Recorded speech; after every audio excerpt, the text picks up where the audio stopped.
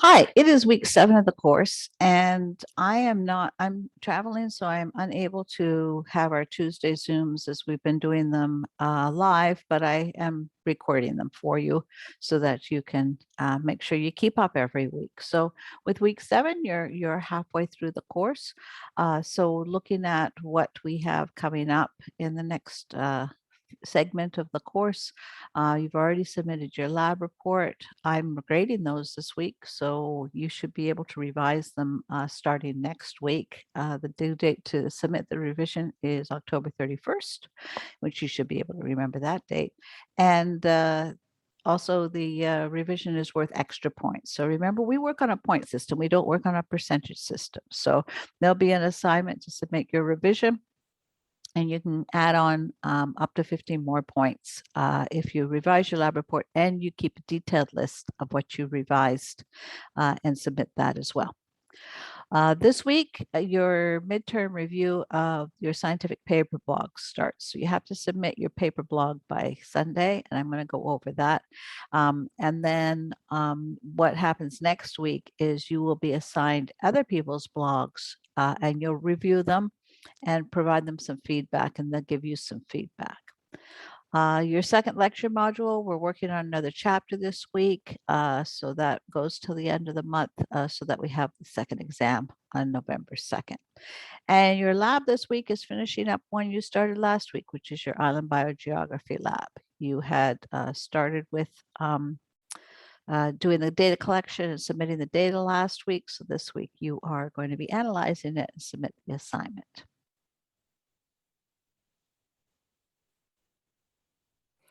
So the scientific paper blog this week, update your blogs page about the methods. You're going to describe the methods. You're going to describe the data analysis.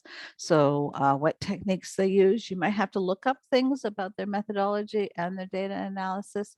So make sure that you can clarify anything that you had to look up, any difficult vocabulary, and cite whatever sources there are. And make sure you don't just cut and paste anything other than the abstract. Everything should be in your own words. So don't cut and paste the methods and analysis. You're going to just describe and explain it. If you decide your paper was really long and complex and you're only going to talk about one part of it, maybe they had several hypotheses they were testing, you can focus in on that part and just explain that on your blog that you're doing that. For the scientific paper review, you are going to be submitting a little assignment that just gives you the link to your blog, the link to your paper, and answering a question of did you do everything that you were supposed to do by this point? Not that the whole blog has to be done, or if you didn't do anything, you might want to explain that you're already aware of that. So up until now, this is the list of things by the end of this week you should have done. You've got your citation on there, the title, the journal title, paper, volume, numbers, all of that in APA format. You have copied and pasted the abstract, and then you have a link to the PDF of the paper, which anyone can see. And I think there are some people who still have not given me a link that anyone can see. So I've posted a spreadsheet, or I sent it in your email yesterday, a spreadsheet of where you can find who is still missing what, because you want to make sure it's right when you submit this so that you get a proper review. Then a page of information on the authors, information on the hypothesis, information on the study organism, study subject, when and where the study was done, and why why they studied this, and an overview of the methods. So remember, this is supposed to be in your own words. So make sure that the link on your blog and the link that you put into this assignment is a public link that can be shared. So send it to a friend, have them check your link. If you check your link, you might still be signed in and able to see the paper, whereas others couldn't. So make sure that you also send a link of your blog to somebody and have them check it if I haven't been able to see your link before. So the peer review process, this is a peer review assignment on e-learning. Once it's set up, once people start submitting to it, I can't change the due dates or anything like that. So make sure that you meet the due date. So this week you're submitting your blog for review, and it's just those links. So you don't even have to have everything done. You can submit the links. Next week, you'll review blogs that are assigned to you. You won't get any assigned if you didn't submit it this week. So you have to submit yours this week. And then once you get back everybody else's reviews on yours, you can read those reviews and fix up your blog.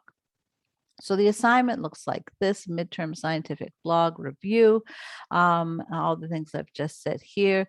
It does, when you click on this assignment title, it takes you to this page where it says view complete assessment. I think it would start this week as start assessment. And you click on that and just make sure that you answer the questions, and it should be fine. So make sure your paper is accessible, not behind a sign-in or a payroll.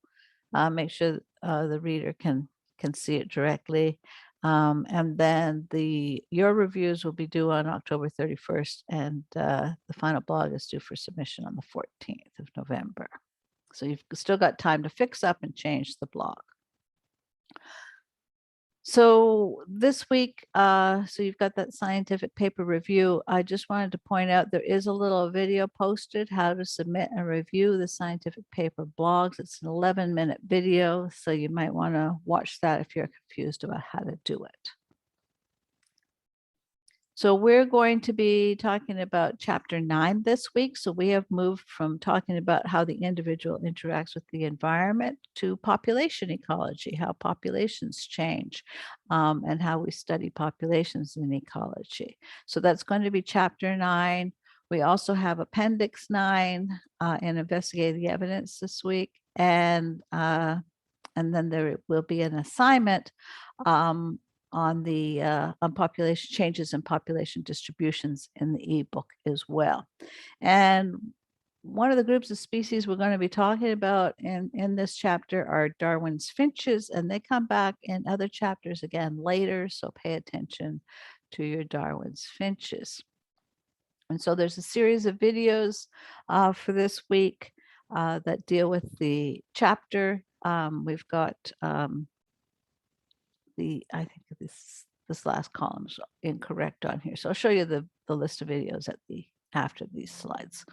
So the first part of the chapter 9.1, starts off talking about defining what populations are and what we study in populations, and then how we look at what limits the populations of a species. We talk about the niche. And the niche is all the factors that a species are able to live in. So what are all the different qualities of their habitat? And then they get into a really nice example, sort of at a broad scale, regional scale, looking at the distributions of 3 species of kangaroo in Australia. And then species of tiger beetle in North America. And then looking at a distribution of different plants, different species of Encelia across southwestern US. And then the final one is looking at a study by Connell on 2 different species of barnacles growing in the intertidal zone. And this is another example that comes up later in the textbook when we're talking about competition. So pay attention to this one as well. Encelia comes up again, the plant Encelia, and we've already talked about Encelia in previous chapters. Then this section, chapter 9.2, talks about how we characterize the distribution of individuals on small scale based on their pattern of individuals when we're looking across the landscape. So whether they're in a random pattern, a regular pattern, or a clumped pattern. And we will be measuring that in a later lab on dispersion, where we figure out whether a species is clumped or clumped together in in little groups, or whether it's evenly spread out, or whether it's just at random. And they give an example in this chapter. One of the examples they talk about are desert plants, and other example they talk about are some bees. And it's a really interesting section of the chapter about some territorial bees. These are stingless bees. And so one of the videos on your list of videos that you may be interested in is one on stingless bees. It's not required, but it's hard to find bee videos that are not about bumblebees, or sorry, honeybees. So I just thought I would throw that in there, but you don't have to watch it. And then talking about large scale species patterns, chapter 9.3, 9.4, and the application section of the chapter. So it starts off talking about large scale distributions of species. They talk about the breeding bird survey, which you're already familiar with because you have used that for one of your labs. And they also talk about the Christmas bird survey, Christmas bird count, and looking at some of these large scale patterns of species.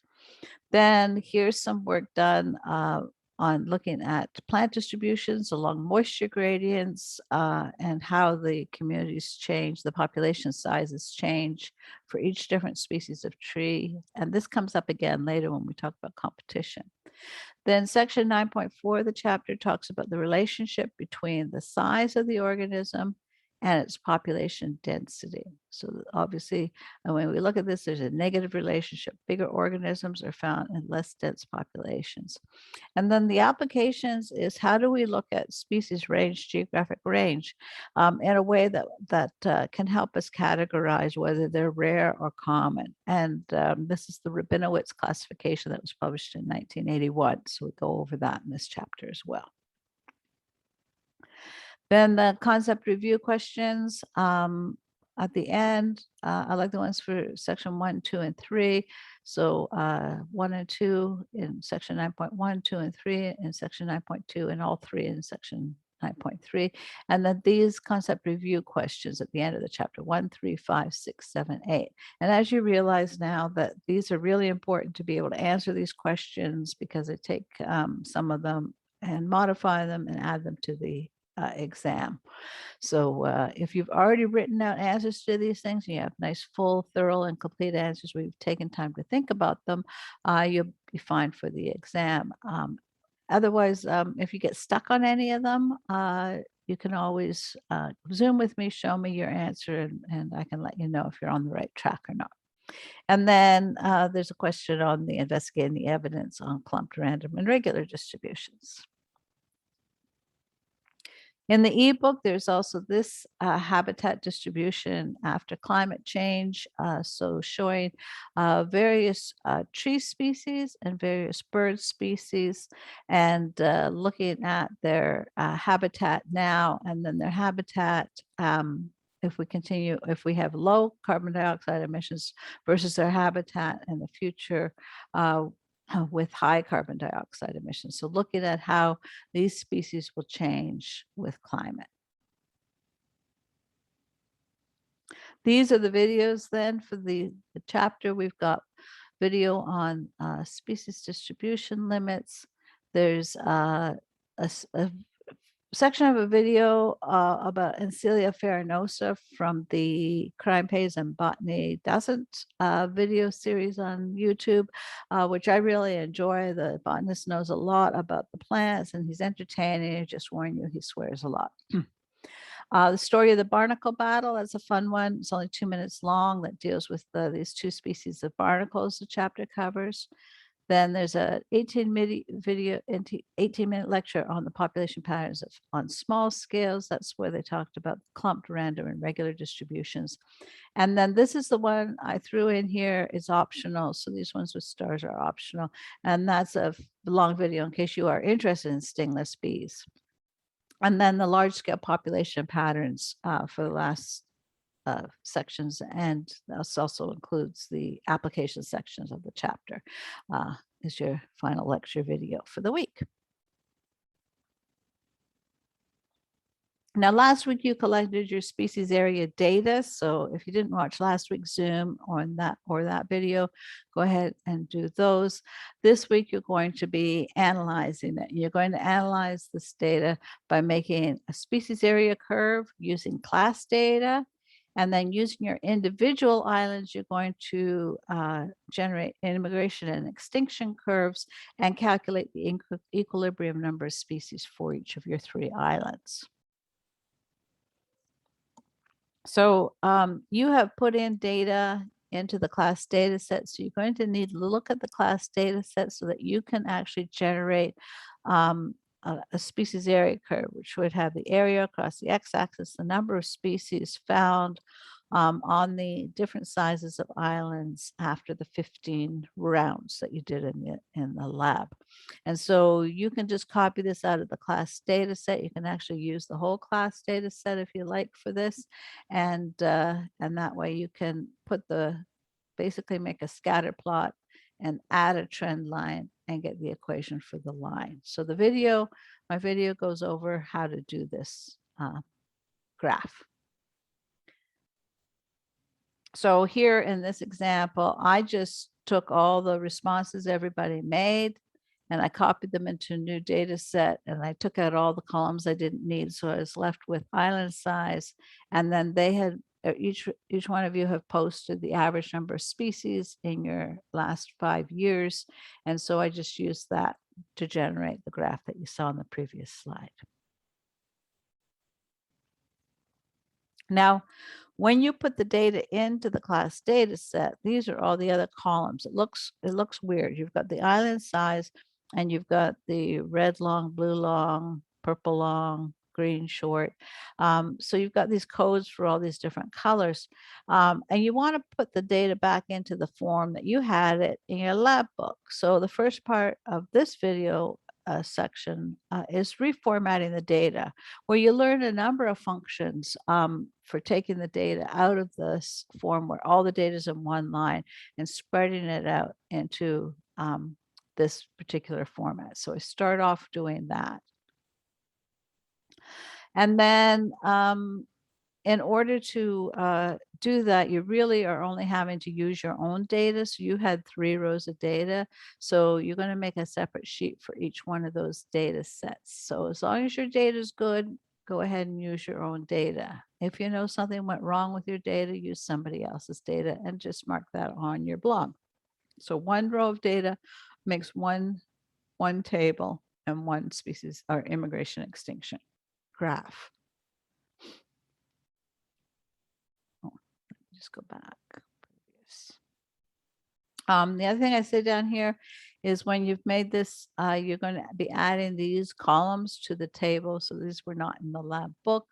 We'll be showing you how to calculate each one of these things. This is a calculation that might not work well if you're using a Mac. So go ahead and use Computer Lab on campus or some sort of laptop that's on a Mac.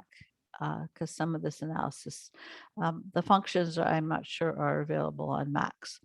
But what you're going to be doing is using this function in order to calculate the number of species in each island, which is easy. It's just a summation of the island, how many are in the island before you throw in sticks that round. So it's basically how many were in the row above. So you always start with 0 because your island has 0. And then it's calculated just adding the row above. So the number in cell N4 is adding up from column B to M from row 3. So make sure that you have your stuff in the same rows and columns as I have mine in, or if you don't, just adjust what addresses you're putting in here for your equations. And then immigration, you're just seeing how many species. So here in year 2, how many species were there in year 1 that weren't there in year 1 that appeared. So these are new ones that are in row 2. So it's showing you basically you're summing if in the year before it was a 0 and in this year it was a 1. So that way you are getting the number of species found that hadn't been there the year before. You can do that by hand, but you're likely to make mistakes, and it can get tedious. And then this extinction is also using the sum ifs. So the ifs means is that you can sum it if it meets these certain parameters. And in that case, it's if it was a 1 the year before, but it's a 0 now. So here we can see going from year 3 to 4, a species 1 was found in year 3 and it wasn't found in year 4. So that'll be counted as one of the extinctions. So the video goes over these equations as well. So you're making a separate sheet for each island to do this, and you'll be making a scatter plot then of the immigration and extinction columns. You'll put trend lines on them, and you'll get these equations for the trend lines. With these equations, you can actually determine how many species are on the island where immigration equals extinction. So when the island is at equilibrium, you've got the same number of species coming and going from the island. And so to calculate that, it means that at that point, the y for this equation equals the y for that equation. So you just say minus 2.123 plus 4.3 equals this equation. And then you can rearrange the equations to solve for x. And I go over that. So that is some simple algebra, but I go over it so that you can see exactly how to do it. So don't forget, if you haven't submitted your data form for your island data collection last week, make sure you submit that so that we have your species average for the last 5 years. Update your blog, publish your changes when you update the blog, and then submit the assignment. And don't type in the comments boxes when you're submitting an assignment. So you can either type it in Word and attach it, or you can type it into the, say, the text area, but not in the comments area. And then also attach your Excel spreadsheet. Every week I've made up a checklist. So this is this week's checklist so that you can keep track of everything that you're supposed to do each week. And that way you don't fall behind. So we're now in the second week after exam 1. And so you make sure you've printed off your checklists from each week. And the important dates here again, the big one is submitting your scientific paper blog for the midterm review. And that's everything I have. So if you want to meet with me, email me sglenn, SGLENN at rcsj.edu, and I will make an appointment for you so that we can Zoom one-on-one and answer your questions. You can also email me any questions you have. All right. Take care.